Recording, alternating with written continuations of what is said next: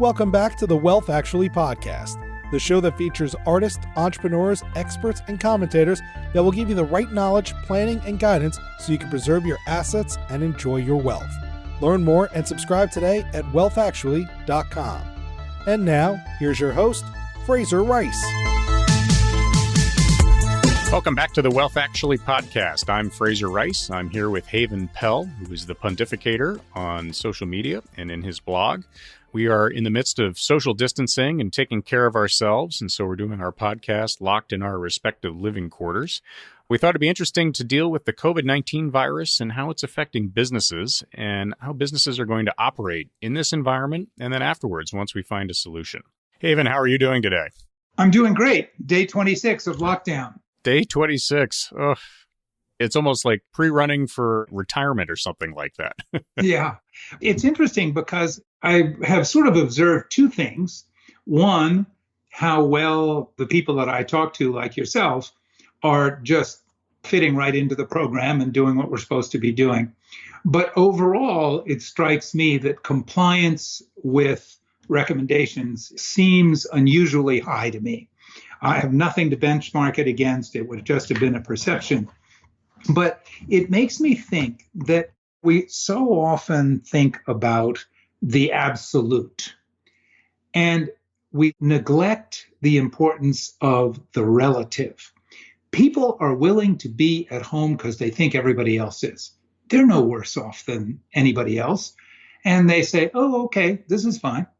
And was just a total sidebar, unrelated to what we're going to talk about, but that was an observation. Sure. No, I think even in New York, where the numbers are drastically different and worse than the rest of the country, I think people are sort of hunkering down and settling in and understand that this is a longer process and that there are inconveniences. And I mean, one nice thing that I think has developed out of it is a real sort of rallying around the healthcare workers and a lot of the other service providers out there. The 7:00 cheer that goes up now, I hope that's a tradition that kind of stays with us after we get better. Well, it's really interesting. I mean, the frontline healthcare workers, the word frontline, those sorts of things is now going to take its place with first responders from almost 20 years ago. Yeah, rightfully so. It's absolutely true. And they deserve all the accolades that they're getting and probably ought to be paid more. Well, let's get back to the task at hand. And we're trying to figure out how businesses are going to operate right now. Aside from sort of the seismic impact of the virus, where foot traffic is now theoretically down to a minimum and the ability to go out and generate sales is a lot different. The face-to-face meeting is different. How do we start getting our arms around what business is facing here? Well, I think maybe what triggered this discussion was something that I ran across the other day that was created by a group here in Washington called the Glover Park Group. And many of those entities are sort of a little bit muddy as to what they really do. They might be public relations firms. They might be sort of government relations firms. They might be lobbying firms. They might be all of the above. But in any event, the Glover Park Group is well known and well thought of in Washington. And they did a series. They did a 30-minute online caucus, they described it, in late March. So the impressions that we might be describing from a slide deck that they created are about 2 weeks old now. And it may be that some of those impressions are a little bit different today because a lot has happened. In any event, they gathered up over 200 people whom they described as news attentive and civically engaged voters nationwide. And they started asking them a whole bunch of questions about particularly how companies should look after their image and the perception of themselves at this time and out into the future. And it seemed pretty interesting and maybe worthy of discussion. One of the things that I came across was, again, a guy that I quote a lot, which is Scott Galloway, who does a lot of real interesting writing and thinking and podcasting himself. And he's sort of a marketing thought leader, but he has a little section that describes crisis management. And one of the things that he really hones in on is that it's real simple. Number one, you acknowledge the crisis. You have to get that out there. Number two, the top guy or gal steps in and takes full responsibility. And then number three is overcorrection. You just overcorrect to the point where, from a public relations standpoint, you're not left with any arrows unused, any resources unaccounted for, and you just overcorrect to the point of almost being ridiculous. I sort of thought about that a little bit in terms of our two major political leaders who've popped up in this. Certainly Donald Trump, who I would say has sort of been pulled into acknowledging the crisis. He's up on stage, theoretically taking responsibility, although his performances in his briefings kind of get a little bit goofy. And then on the overcorrection side of things, his steps on the economy look like overcorrection, but on health look like not quite correcting as much as many people would like. And I contrast that with Governor Cuomo here in New York, who has definitely acknowledged the crisis. He's been front and center, stepping up, saying, look, the buck stops here. And he has very much overcorrected on the side of health. And I think he's trying to figure out what to do on the economy side of things, but he's sort of letting that happen in his own, sort of let the federal government start to take care of that a little bit more before getting New York to take care of that. Just an observation as well. I think it's interesting how that framework, how two different leaders who are addressing the same problem are both doing things along that framework, but in a little different nuance. Well, first, I was very much hoping that my mind would remember a point that I wanted to make, and that was something you said just a few minutes ago about number 3 in the crisis management, and that was actually one I hadn't heard before. And so I think that the idea of overcorrecting was a new one to me, and I think is very insightful. So I didn't want to let that pass without saying that thank you for contributing that thought. It's interesting because both President Trump and Governor Cuomo arguably are in a situation that they can get blamed for. Not that they caused it, but that they weren't sufficiently ready for it.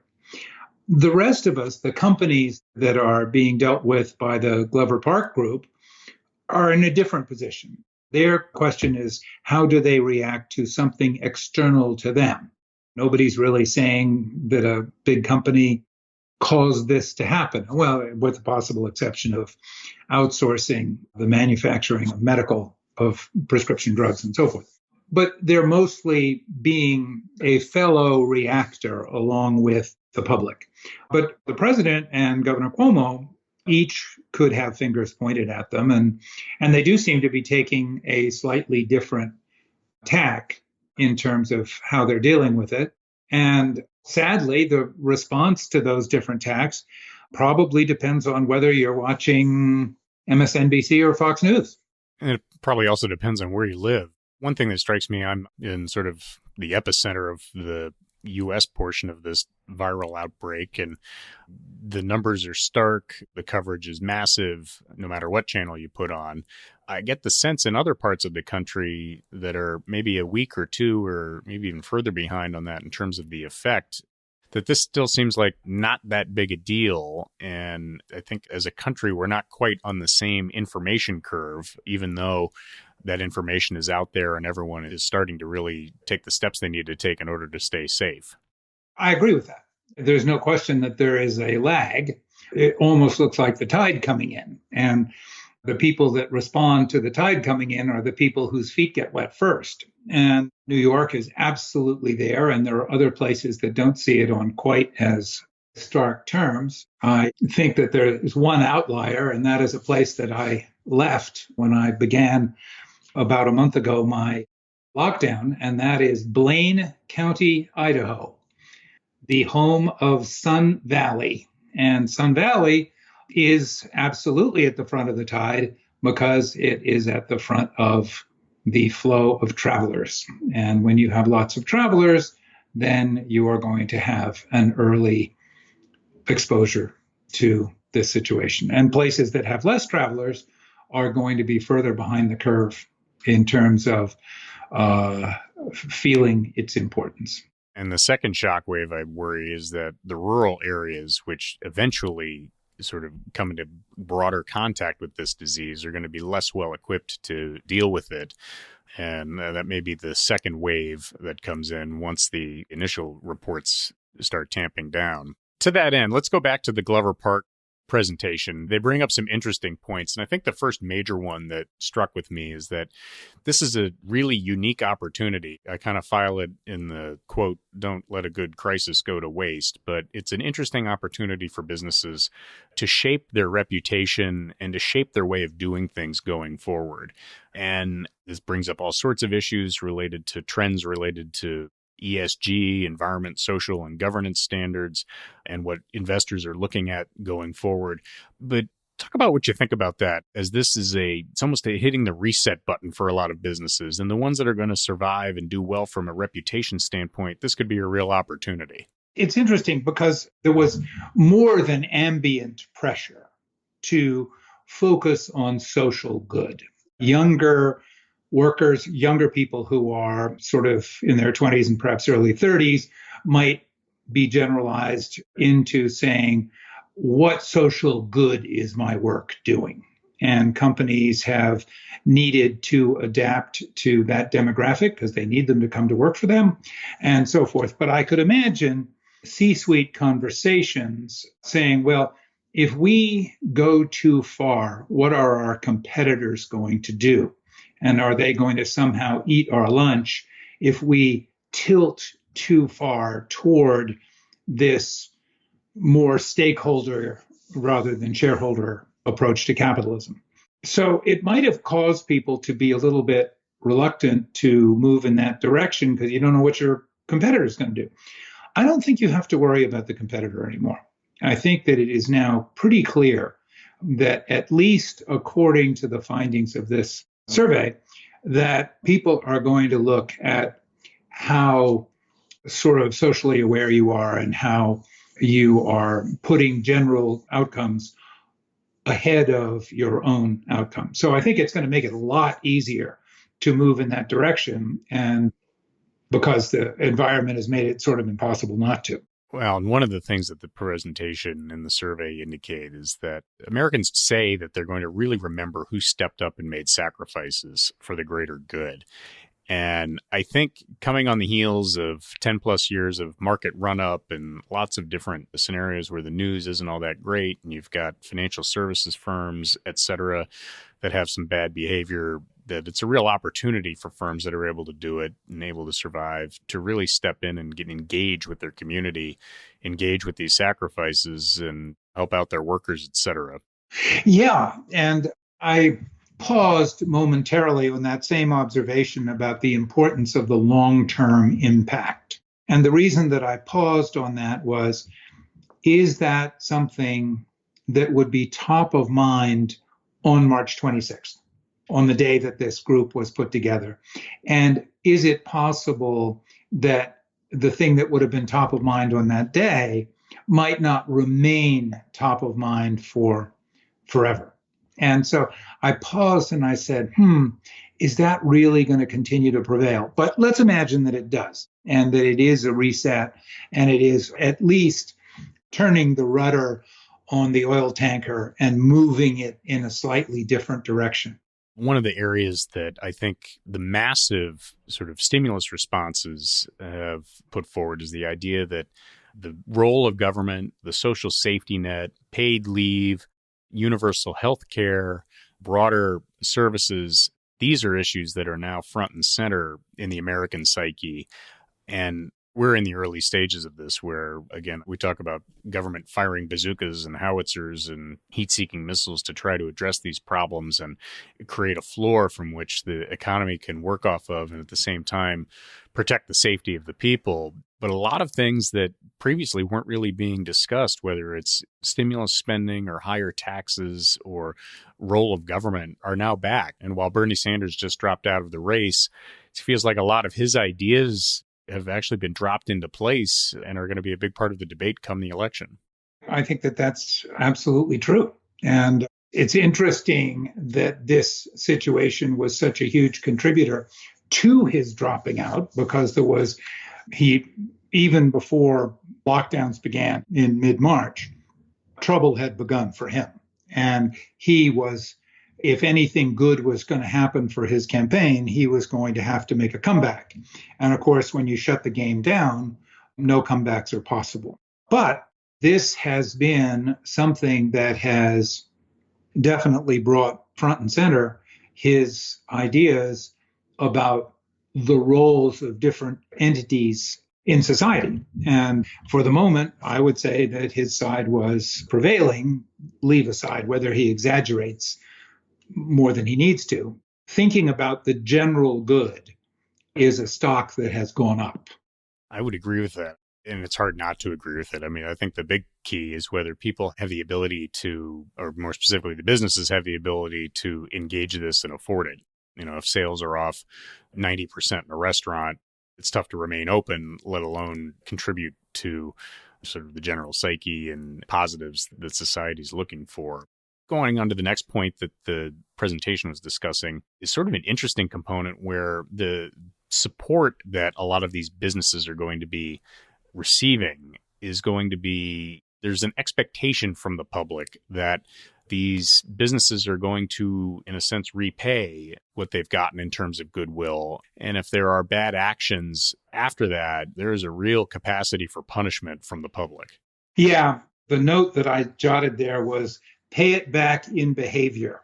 And yes, the whole collection of us that reside, that are part of the citizenry or part of the population of the United States, including corporations and government and so forth.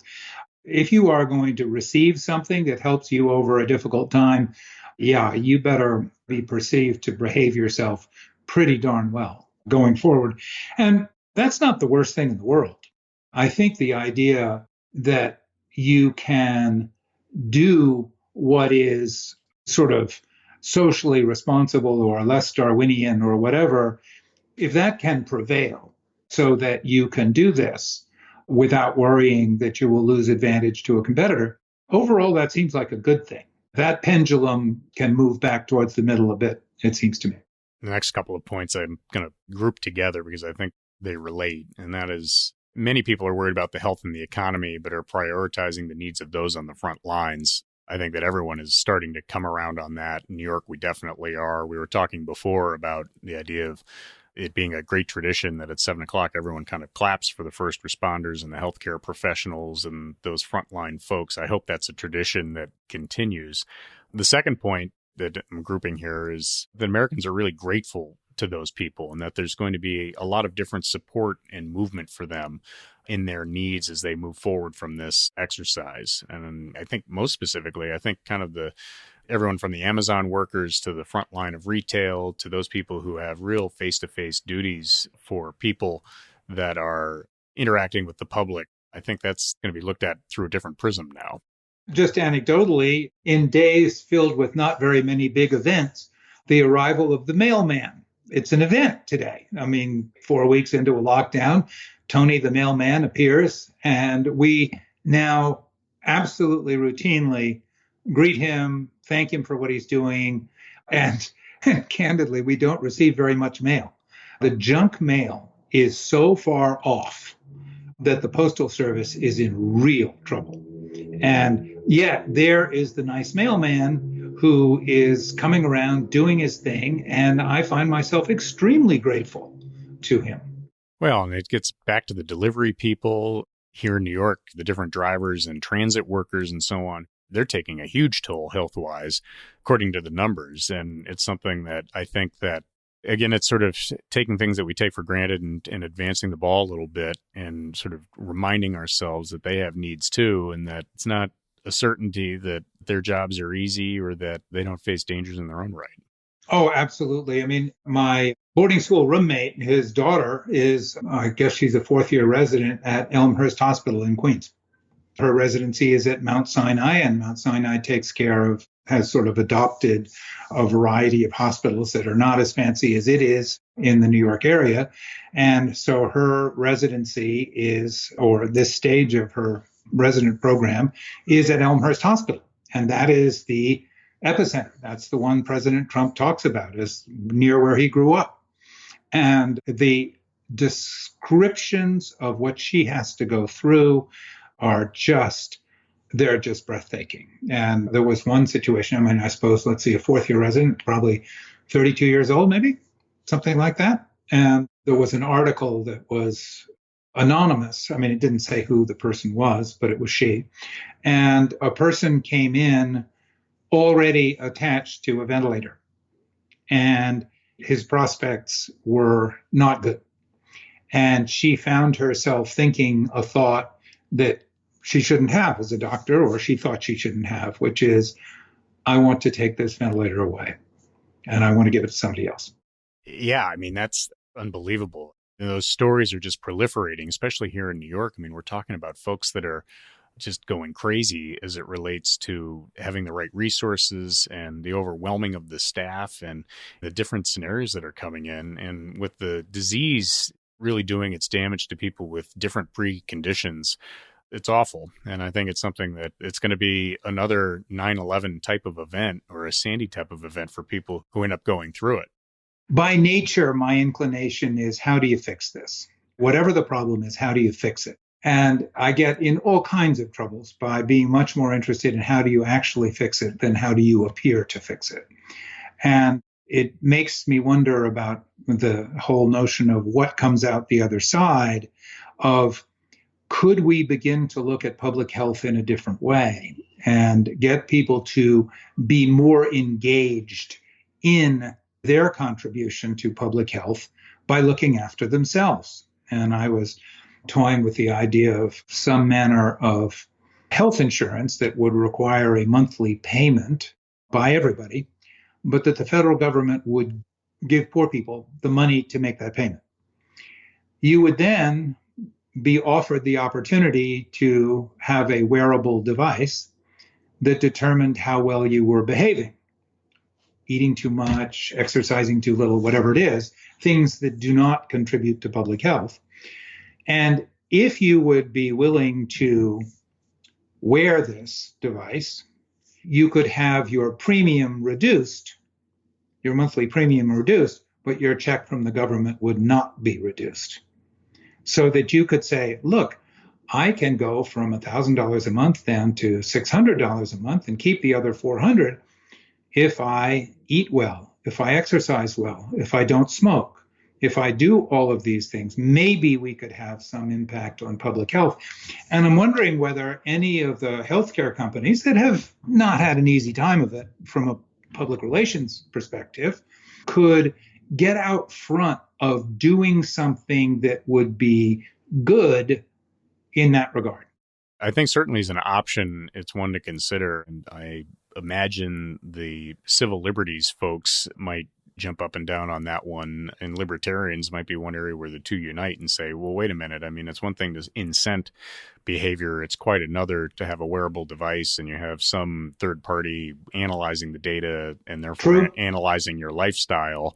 All of that is true. And from a public health perspective, I mean, it's something I struggle a little bit with Mayor Bloomberg back in the day. Lots of things that I like about him. And the policy that really, I see both sides of it so much that it paralyzes me. The first one is the soda ban, where it's like, yep, I knew that was coming. If I want a 2-liter bottle of soda and I want to drink it, I should darn well be able to do it. Last I checked, we're still in America. Yet at the same time, the level of obesity and the level of diabetes and other health issues related to sugar and soda intake and so on, I don't know how to fix that. And there's two sides of me that just get tugged on both ends. And I end up just saying, I don't like the idea of the soda ban for 50 reasons. And I don't like the idea of people just unable to police themselves as far as diet and exercise. It's probably a big reason why there's as many deaths as there are, is that there's lots of different issues related to diabetes and obesity that this COVID virus really attacks.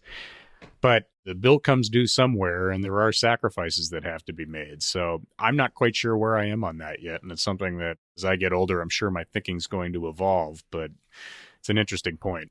Think about the notion of being told to do something. You are ordered not to buy 64-ounce drinks when you want them. Okay?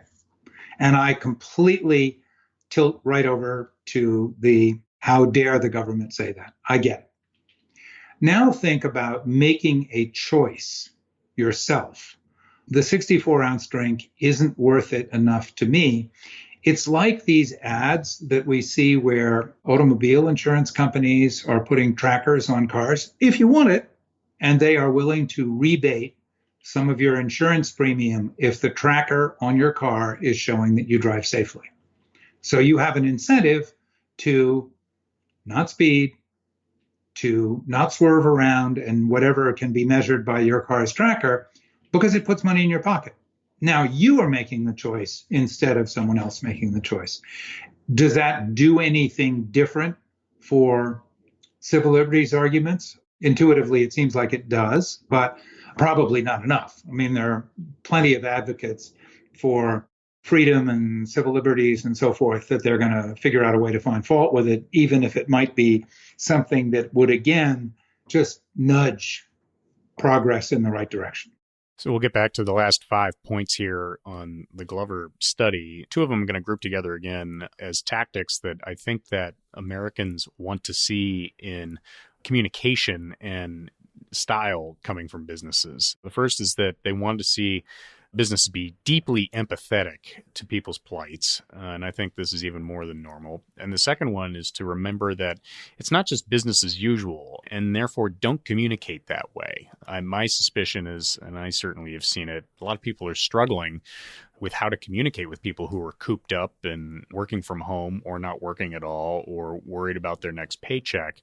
And to see a standard sort of email blitz saying, buy this pair of shorts or have you checked your car insurance lately, that tone deafness will be penalized.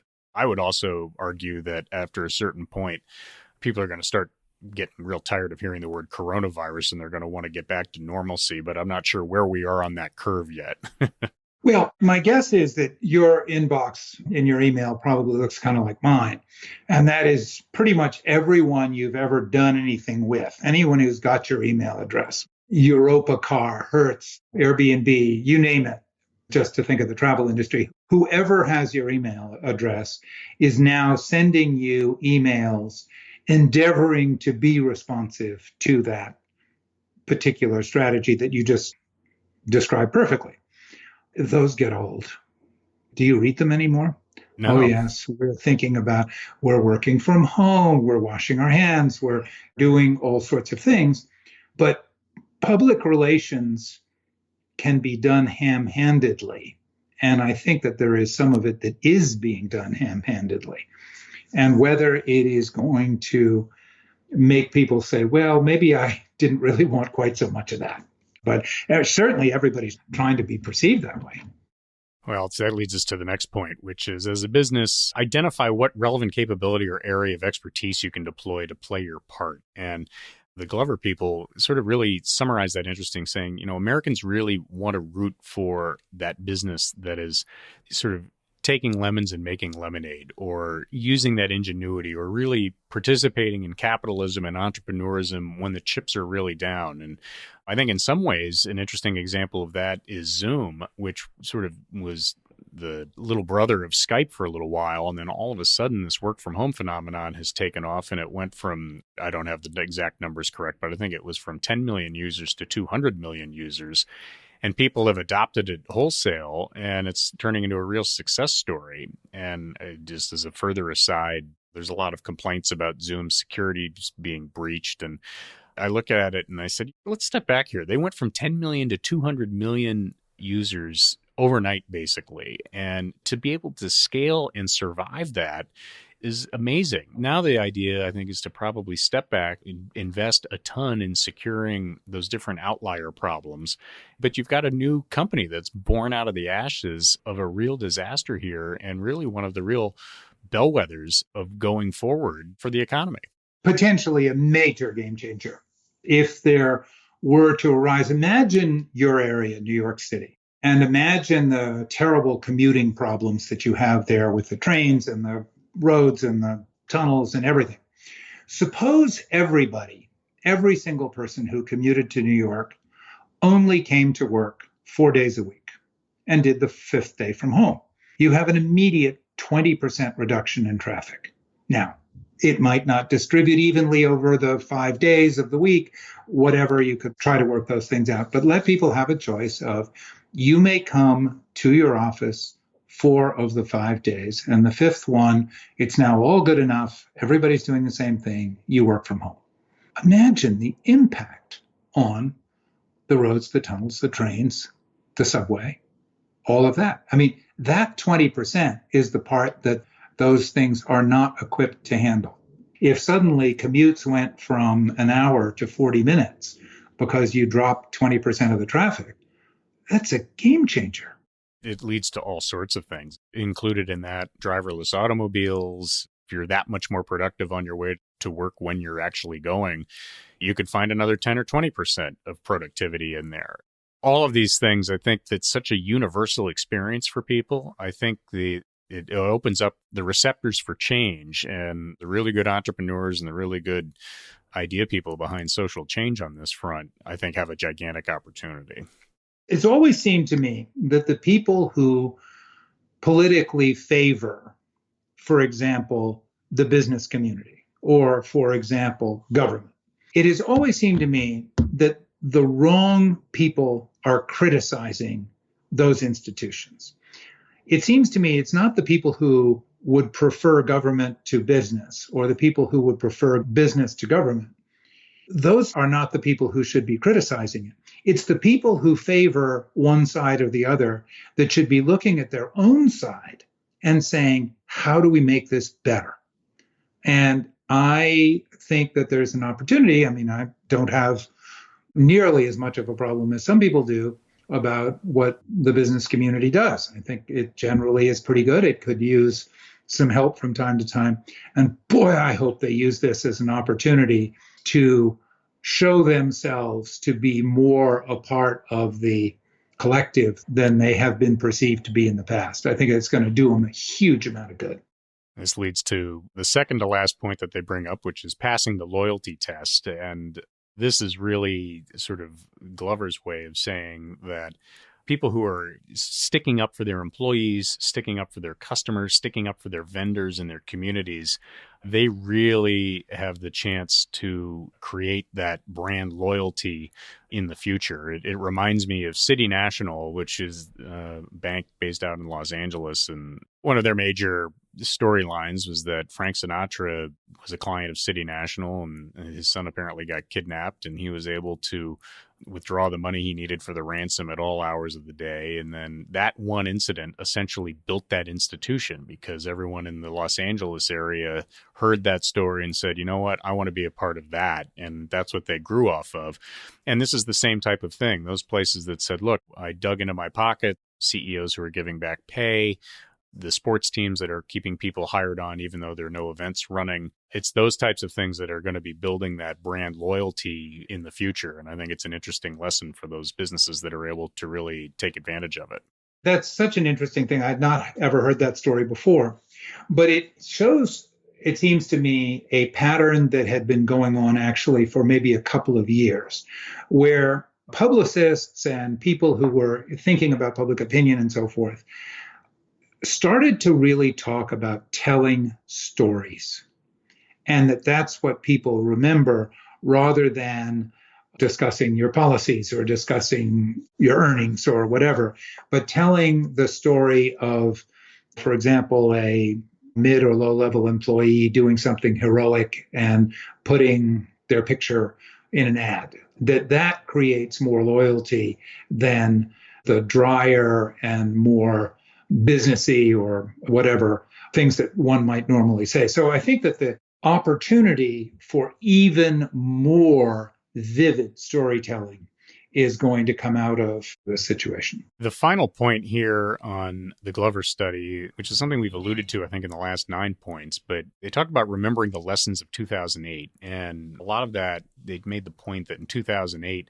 it really drove populism, and that the divide between the haves and have-nots really became acute at that point, and the politics really drove left and right in a very polar sense. And that Americans, with the passage of this stimulus and people putting scale around the numbers that we're talking about here, that those industries and constituencies that benefit from this, they had best figure out how to sort of take advantage of that trust, but be able to repay that back to society. And that failure to do so might not just be sort of missing an opportunity, but it might be signing your own death warrant in many ways. I hope they take that seriously. Like you, I have spent a great deal of time in the finance realm, and I do understand why it was important to keep economies alive and keep the banking system alive in 2008. But it sure was easy for populists to say they bailed out the banks, but not the people. And so I hope that the people who are important and who should be kept going during this period of time, because the economy is going to become important again. It's not over, and they need to be there. But I hope it isn't as easily politicized as it was 12 years ago. Well, and the thing we have to watch out for is that there are some industries that have really suffered a heart attack here, and other ones, if their cash balances were okay, are probably going to snap back fairly quickly. But I look at the restaurant industry and some of the retail industries. I mean, the restaurants here in New York, I don't know what it's going to look like, but I wouldn't be surprised if 40% of them close their doors. Now, maybe the landlord community is going to allow them to absorb a few months of rent, which is all the difference in the low margin industry like that. But I don't know. I worry about that. And for people in that sector, the impact of what's going on here is going to have an outsized impact compared to, say, banking, where I think a lot of banks have the cushion and they're well capitalized and they're able to withstand these types of things, where they'll be able to sort of muddle through for a little while and then get back to running as things normalize again. I hope that there's just an appreciation with that above and beyond what we discussed before with the healthcare workers and the sort of frontline responders here. It sure would be a bad time for a stock buyback, don't you think? No, I think that's a tool that you keep in the shed for a little while. It's interesting. I mean, just one little anecdotal thing. I'm sure just like you, I pay a lot of bills online. Pretty much everything is electronic, not much check writing and so forth. So you can schedule those payments. And I find myself thinking about who's the recipient. And I want to make sure that some people who might have a struggle are going to be around when this is all over. I don't want them to go away. So I move up the payments to those guys. And I want to make sure that they can be paid on the first possible instant. Whereas other people, I might schedule a payment for 15 days later. And there are so many people. And I think this is true in the restaurant world, where people are trying to use their favorite restaurants for carry out and so forth. And they're trying very hard to be supportive if they can. I'm trying to here in New York, and it's rough. I'm not quite sure how a lot of these places are going to make it. But I think that that's probably true. But at least maybe it's just feel-goodism to think, well, maybe if I order out from my old friend at such and so restaurant, maybe it'll keep him afloat. Maybe it won't. But at least you're trying. One last point before we sign off. I did a poll on Twitter where I threw out the question, June 15th, earlier or later. Oh, an over-under. Over-under, basically, that you would be able to eat at a restaurant in New York. And I was surprised at the results. I guess I wasn't surprised when I thought about it a little bit more, but maybe being here in New York, I had a different lens on it. 85% said it would be later and 15% said it would be earlier. So maybe I chose the date poorly, but I tend to think that there's going to be a lot of pressure to be able to open up restaurants if it looks like the death toll and the curve are becoming more and more managed. And we're at sort of early to mid-April right now. We've got another couple of months. I'd be interested to hear what you think about that. I think it's terrific and good for you for using Twitter to do it. What a great idea. I have, as you were describing your poll, I was thinking of what my answer would be, and perhaps we can exchange answers. I'll tell you that I would have voted on the later side, and maybe you'd like to say how you would have voted. I purposely picked June 15th because I thought that would be around the date when it might hit, because I was trying to get it to be 50-50, like any good Vegas casino would endeavor. And I was way off because it was 85 later, 15 earlier. There's something in me that seems to think it's going to be earlier. And I'm not saying there's going to be widespread and that every restaurant is open, but I think there will be some that will open. And I just tend to think that there's going to be pressure, not just federally through Trump, but also through New York. This really assumes a lot in terms of safety, which, me not being a virologist, I have no idea what I'm talking about. But there's something non-scientific and more of an intuition that tells me that it would be earlier. Here's another variable. Let's say it's open. The restaurants are open on whatever day it is. Do you think you are going to feel comfortable going there on the first day? Great question, because a couple people commented on that in the Twitter poll. And I guess from my perspective, assuming sort of the typical letter grades that are outside restaurants hold, and you hope that everything is sort of clean anyway, I guess I'd be sort of willing to try it on the theory that if I've been in New York City for well over a few months in the coronavirus epicenter, that I've probably developed either some sort of immunity to it or that it's pushed on. But I don't know. It's a great question. Or that somebody has made a really good decision. This is the time that this thing should be open and there's no ancillary considerations. This is what should happen. Now let's get on with it. And that is entirely reasonable. And there we are. But I do think, just as we were discussing earlier, how the reaction to closing things down has a lag in some parts of the country. I think we talked about it as when the tide comes in, there are some people who get their feet wet first. And there's a lag of people who don't recognize that this is as much of a problem as it is in New York.